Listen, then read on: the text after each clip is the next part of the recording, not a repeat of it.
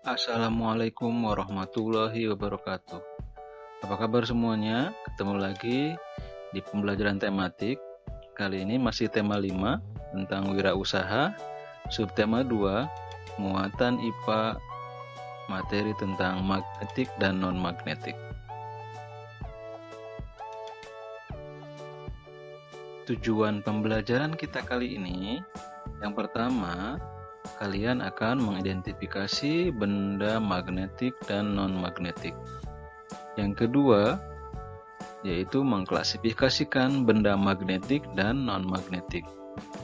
Tujuan yang ketiga yaitu melakukan percobaan benda magnetik dan non-magnetik. Dan tujuan yang terakhir, pemanfaatan benda magnetik dan non-magnetik dalam kehidupan sehari-hari. Mari kita simak bersama apa itu benda magnetik dan non-magnetik. Pertama, kita pelajari benda magnetik. Benda magnetik adalah benda-benda yang terbuat dari bahan-bahan yang mengandung unsur magnet atau logam yang dapat berinteraksi dengan magnet. Nah, benda magnetik ini memiliki kekuatan interaksi yang berbeda-beda. Benda ini dikelompokkan menjadi 3 jenis. Bahan benda magnetik yang pertama, ada yang disebut dengan bahan ferromagnetik, yang kedua bahan paramagnetik, dan yang ketiga adalah bahan diamagnetik. Yang pertama adalah bahan ferromagnetik. Apa itu bahan ferromagnetik? Bahan jenis ini adalah bahan yang ditarik kuat oleh magnet. Biasanya digunakan sebagai pasangan magnet dalam berbagai keperluan. Contoh bahan ferromagnetik adalah yaitu besi, baja, obat, dan nikel. Seperti ini contoh dari perampakan dari besi. Yang ini adalah contoh baja, dan ini contoh kobalt, dan ini adalah contoh dari wujudnya nikel. Sedangkan benda magnetik yang jenis bahan yang kedua yaitu bahan paramagnetik. Apa itu bahan paramagnetik? Bahan jenis ini adalah bahan yang ditarik lemah oleh magnet dan tidak sekuat ferromagnetik.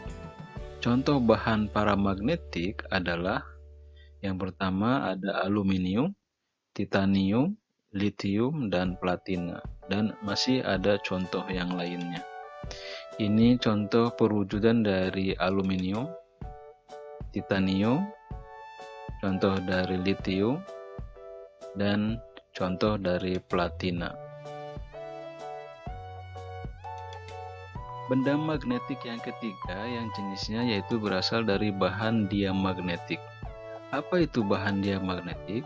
Bahan jenis ini adalah bahan yang ditolak lemah oleh magnet.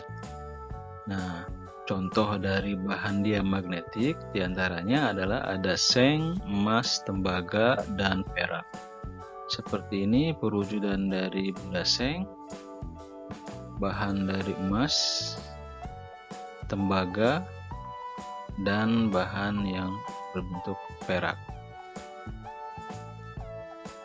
Ketika kita melakukan percobaan, jika magnet didekatkan dengan bahan magnetik atau benda magnetik, maka nanti akan ada reaksi sesuai dengan jenis bahannya, sesuai dengan bahan yang kita pelajari. Contoh misalnya di sini ada bahan yang berasal dari baja, ada yang berasal dari litium, dan bahan yang berasal dari tembaga. Bagaimana ketika magnet didekatkan dengan ketiga jenis benda ini? Maka perumpamaan percobaannya akan seperti ini. Nah, ketika magnet didekatkan dengan baja, maka baja tersebut akan ditarik kuat oleh magnet, sehingga baja akan menempel dengan magnet. Dan percobaan ketika bahan magnet didekatkan dengan litium. Nah, ketika magnet didekatkan dengan litium, maka akan terjadi reaksi ya, berupa tarikan yang lemah terhadap magnet. Sedangkan yang ketiga yaitu percobaan ketika benda yang terbuat dari tembaga didekatkan dengan magnet. Maka apa yang akan terjadi? Kalau kita perhatikan dengan seksama videonya, maka benda magnetik itu akan ditolak lemah oleh magnet. Terlihat seperti menempel pada dasarnya, padahal itu adalah sedang terjadi penolakan lemah terhadap magnet, sehingga tidak menempel, malah menjauh, tapi sangat lemah tolakannya. Nah, contoh-contoh ini kalau kita bisa lihat, berarti jika magnet didekatkan dengan baja, maka bahan baja ini terkategorikan ke dalam ferromagnetik. Sedangkan magnet jika didekatkan dengan litium, nah, litium ini tergolong ke dalam bahan paramagnetik. Dan tembaga ketika didekatkan dengan magnet, maka reaksinya akan terjadi penolakan lemah, maka digolongkan menjadi bahan diamagnetik. Yang kedua, ada yang namanya benda non-magnetik. Nah, sesuai dengan namanya non-magnetik, benda ini adalah benda yang sebagian besar mengandung bahan yang tidak dapat ditarik oleh magnet. Nah, biasanya benda ini hanya dijadikan pembungkus alat yang berhubungan dengan magnet. Kebanyakan bahan ini adalah non-logam. Contohnya yaitu kayu, karet, kertas, dan plastik. Seperti ini, contohnya adalah berupa kayu, karet, kertas, dan plastik. Nah, bahan-bahan ini termasuk ke dalam bahan non-magnetik. Selanjutnya, kita akan membahas tentang bagaimana pemanfaatan magnet dalam kehidupan sehari-hari.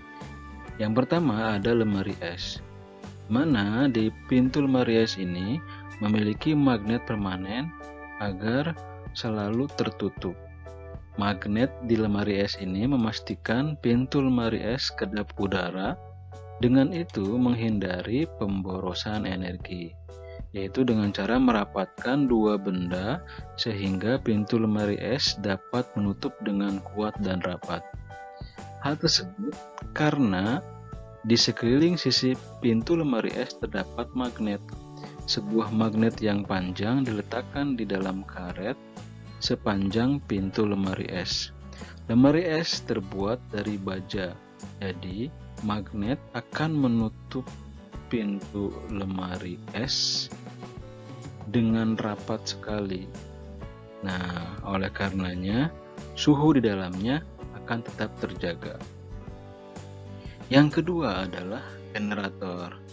Nah, pada pembelajaran yang sebelumnya kita sudah pernah bahas tentang benda yang satu ini, yaitu fungsinya adalah untuk merubah energi gerak menjadi energi listrik. Nah, ketika proses perubahan energi gerak menjadi energi listrik, itu membutuhkan adanya komponen, salah satunya yaitu magnet. Nah, magnet ini terdapat di dalam generator. Alat selanjutnya yaitu adalah speaker. Speaker ini berfungsi untuk mengeluarkan suara. Nah, ketika speaker ini terdapat di dalamnya, digunakan untuk mengeluarkan suara. Selanjutnya ada yang namanya eskavator magnet.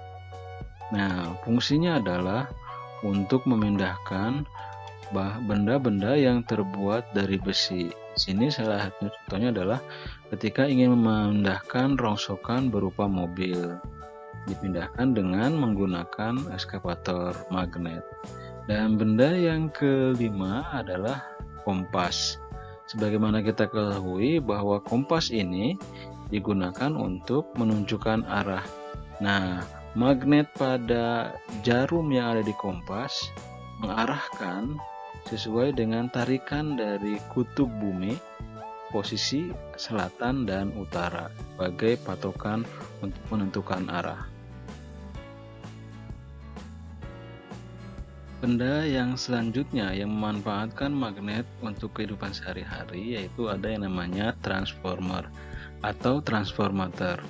Nah, transformator ini merupakan perangkat yang mengkonversi energi listrik antara dua perangkat yang terpisah menggunakan listrik melalui konektor magnet.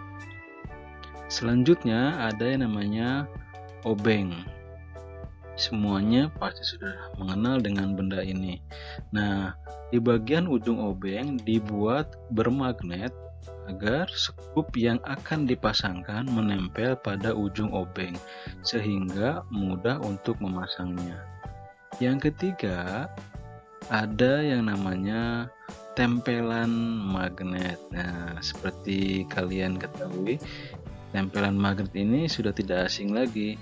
Ya, fungsinya adalah untuk menempelkan hiasan yang ada di pintu kulkas. Selanjutnya yaitu adalah kartu ATM.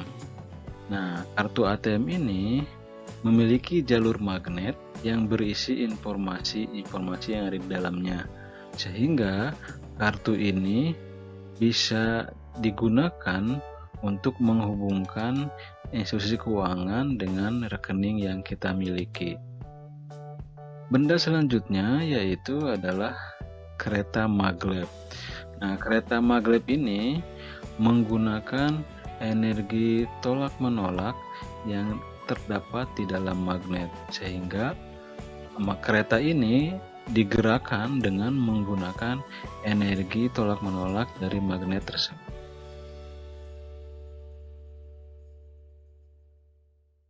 Sampai di sini pembelajaran kita tentang benda magnetik dan non-magnetik, serta penerapan magnet dalam kehidupan sehari-hari. Apabila ada materi yang masih belum dipahami, silahkan kalian simak kembali videonya sampai benar-benar paham. Dan apabila sudah paham, silahkan coba cari manakah benda berikut yang tergolong ke dalam benda magnetik dan non-magnetik. Nah, setelah dikelompokkan nanti silakan tuliskan jawabannya di kolom komentar di bawah ini ya. Nanti Bapak tunggu jawabannya. Nah, sampai ketemu di pembelajaran berikutnya. Terima kasih atas perhatiannya. Assalamualaikum warahmatullahi wabarakatuh.